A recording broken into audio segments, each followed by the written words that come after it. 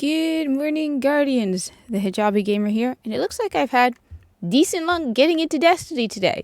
It only took me like 3 or 4 attempts, but here I am in the tower, original Destiny, and it is Friday, which means Xur is back in the solar system.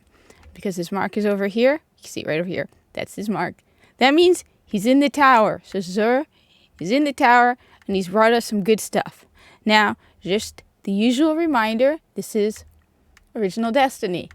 Alright, you can see, old tower, nicer tower. I like this tower better. Anyway, this is original Destiny, which means Xur is only in the tower for 48 hours. It is about 6 a.m. here in New Jersey.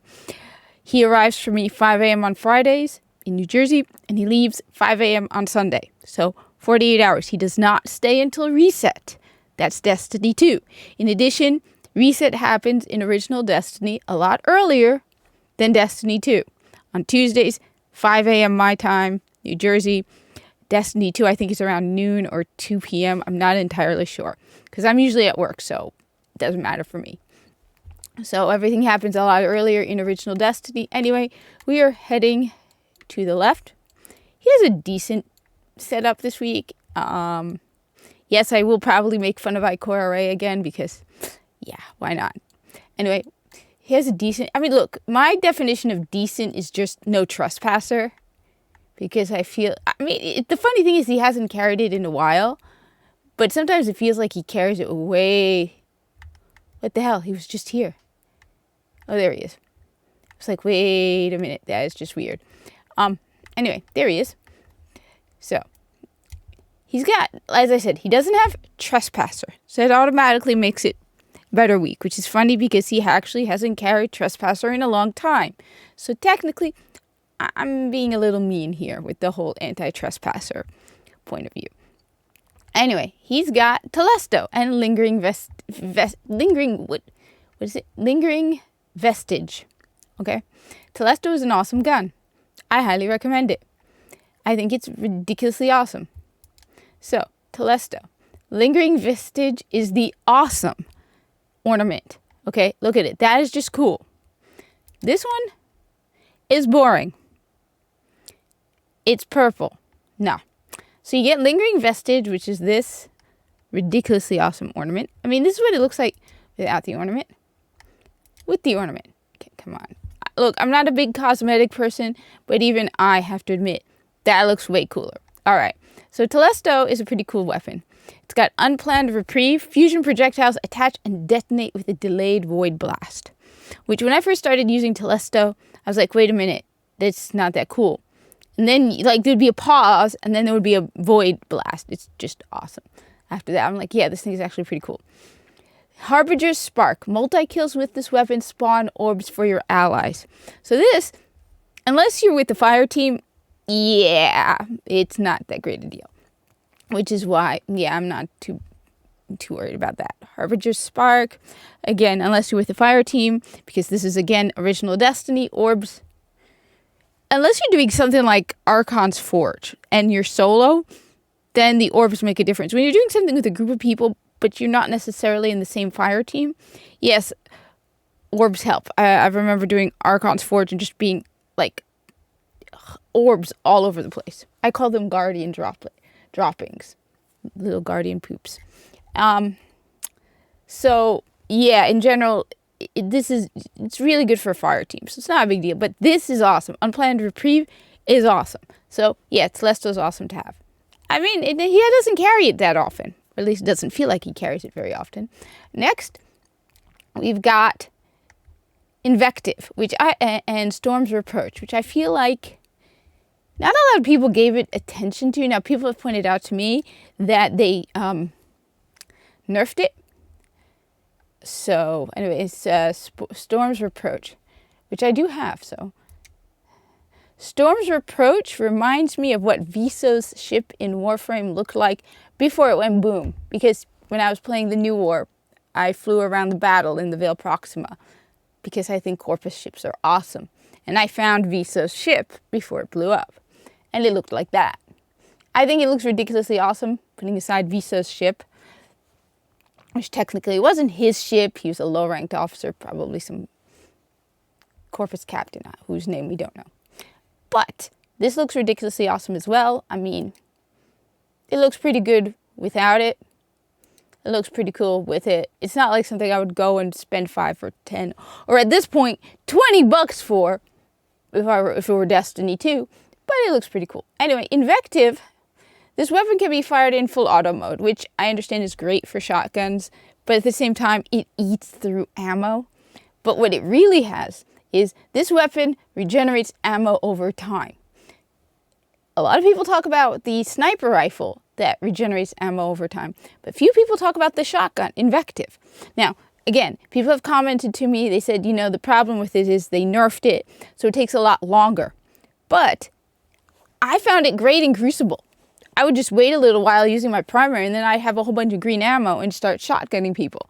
So, I don't know. I think this didn't get enough attention because it's just great. You don't have to try and get special ammo. It just gives you special ammo over time.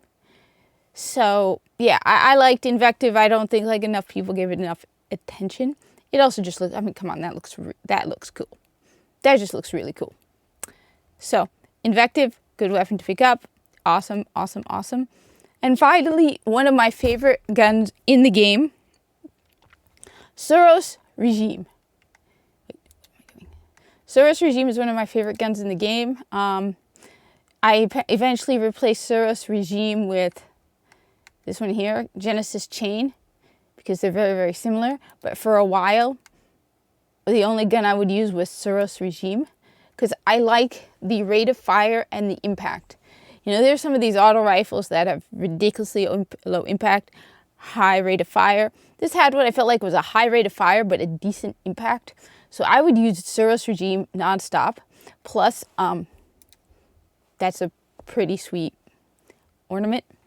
So I had the Basilisk's Glory. What's the Red Memorial look like? Nah, I like the Basilisk's Glory. Anyway, Suros Regime. So my main reason for using Suros Regime was the rate of fire, impact. I felt it was a good gun for that. It also sounded like a real gun. Not a real gun, but it had power behind it. Some of these guns in the game just sound so sad. It's like you want a gun with a punch to it. So there was a time where, and people would tell me, why are you using Suros Regime in the Crucible? I was like, because I use it all of the time in PvE. So I know how to use it. I didn't even know the perks of Suros Regime because I just liked the feel of Suros Regime. But so first off, it's got this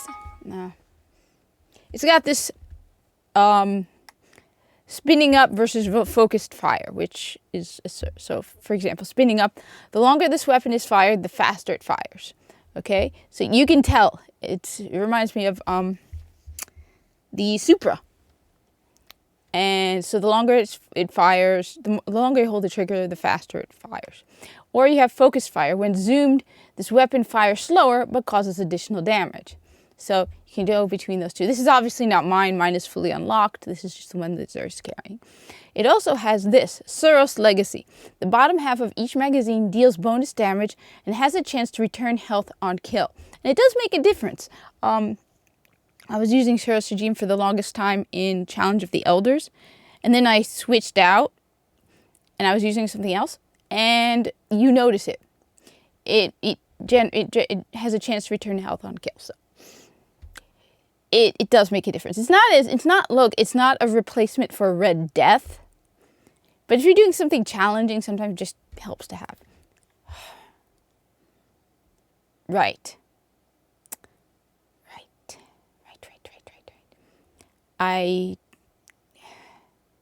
Anyway, so Suros Regime is a great gun to have.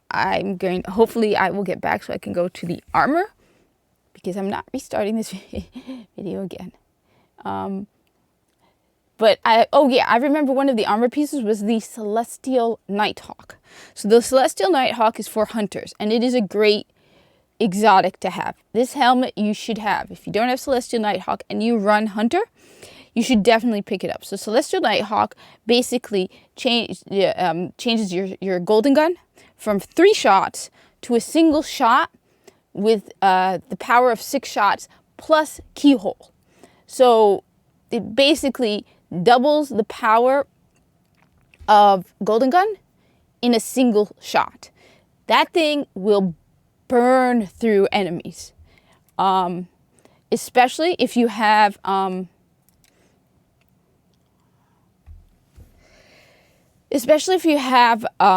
burn. There are times where I've had bosses and solar burn, and this thing will just like cut down a quarter of the boss's health in one go. It is a phenomenal exotic to have, especially if you run Hunter. Now, I've said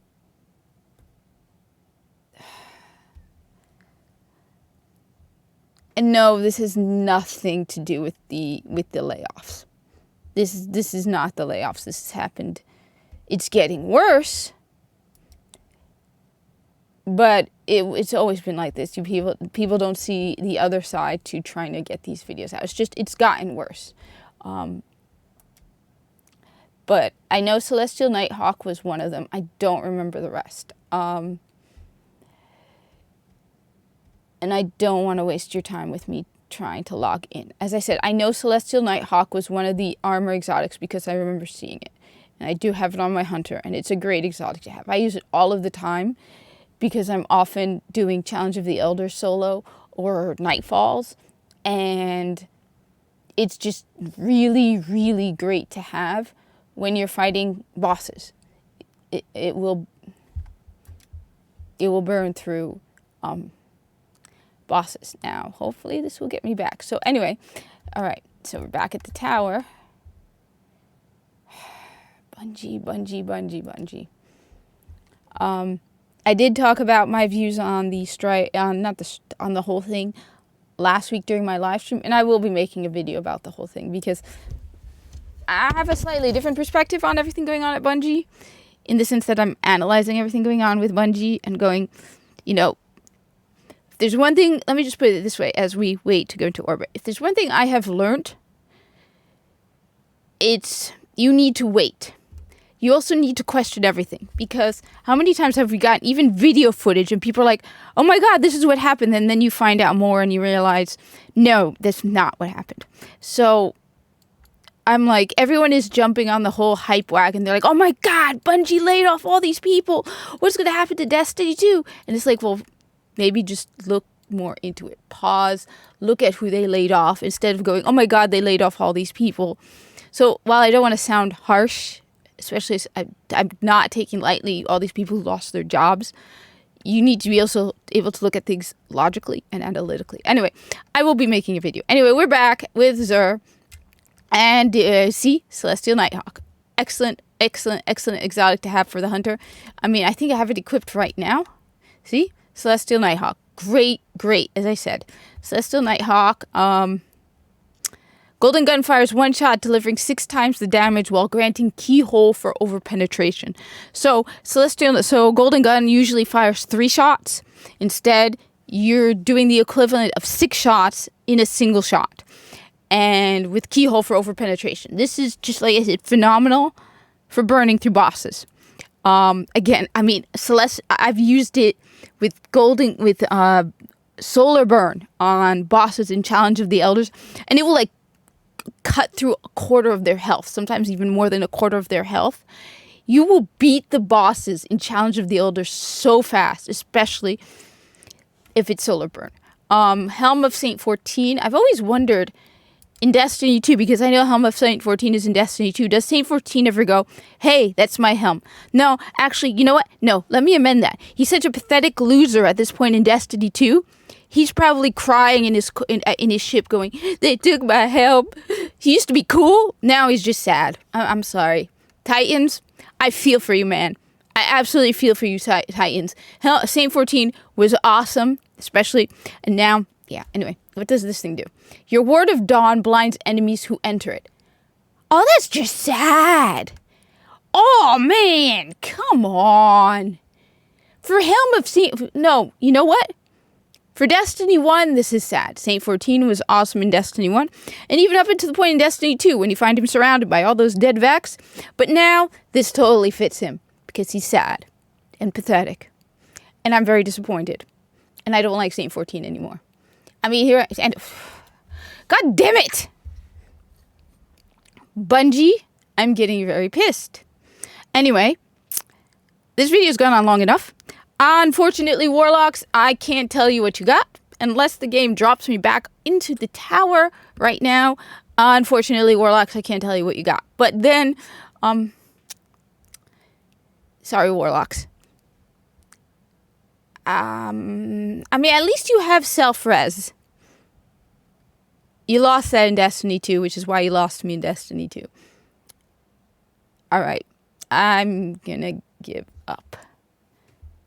Right. I don't know. Part of me's like, okay, maybe it'll come back. Maybe it'll come back. Maybe it'll come back. Anyway. Everyone, let's get back into original Destiny. There we go. Alright. Hey. Awesome. Sometimes this happens. It'll just dump you back in the tower. Again, let me be clear about one thing. This is a Friday morning thing. This is not an overall Destiny thing. My experience has been with original Destiny has been far better than Destiny 2. I have rarely had problems with original Destiny. Destiny 2, dear God, I can barely play the game. Destiny, no. This is unusual. This is just, for some reason, it's a Friday morning. Anyway, let me just give you this.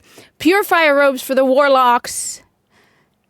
Activating radiance from death disorientates nearby enemies. So basically, Purifier robes and the Helm of Saint 14 are almost the same thing. One is blinds your enemies inside of the Ward of Dawn. The other one is it blinds your enemies when you come back with self-res. So, activating radiance from death disorientates nearby enemies.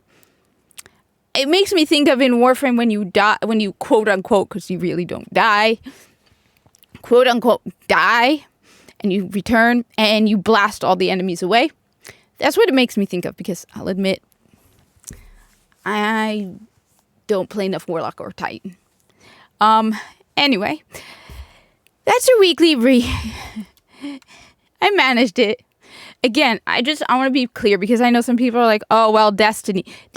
Original Destiny. This is unusual, all right? Every Friday morning is a living nightmare to try and get these videos done. It takes at least an hour of constantly trying to log in. However, when I get home from work in the afternoon, I have no problem logging into Original Destiny. When I live streamed on the weekend, I could go for hours playing Original Destiny and not have any problems. For some odd reason, this is something that happens early in the morning. Now, they are in Seattle, I believe. They are all the way on the other side of the country. So I think it's like 3 a.m. on their end. Maybe that's why. I don't know. Let me know. I'm not a server expert. But it's always a morning thing. Again, like I've played Original Destiny for hours on the weekends, live streaming. People have watched me live stream Original Destiny for hours. Haven't had a problem. Original Destiny's servers, or, well, the connection to Original Destiny is a lot better than Destiny 2. Like, I have reached, during the weekend, I have had points with Destiny 2 where I can't play the game. And I'm not the only one. I'll talk to people, the few people I know offline, off the internet, who play Destiny 2, and they're like, yeah, they have the same problem. It's basically, they've given up. They're like, the game is nigh on unplayable. At times. At times, Destiny 2 is unplayable. Destiny 1, the vast majority of the time, is very playable. No problems at all. You might have difficulty getting paired because less people have been playing it. I guess a lot of people not just have left Destiny 2. Like, I used to be able to get into strikes and stuff easily in Destiny. Now it's not as easy. So, yes, the player base has definitely dropped. But, let's just see what we have. We have, not a new player. So, out of 7 people, we have a new player. So, I have noticed new players at times. Anyway, thank you for watching. Like, comment, and subscribe. Encourage your friends. Let's get more people playing Original Destiny than Destiny 2. If for no other reason than the looks on the people's faces at Bungie when they go, huh, there are more people playing Destiny than Destiny 2. That's interesting. Just the baffled looks on their faces. Anyway, hope to see you in the tower. I'll definitely be continuing my playthrough through Destiny 2, Destiny 1. I've been going through the story again. Maybe I'll even play and create a new Warlock. No. Sorry, Warlocks.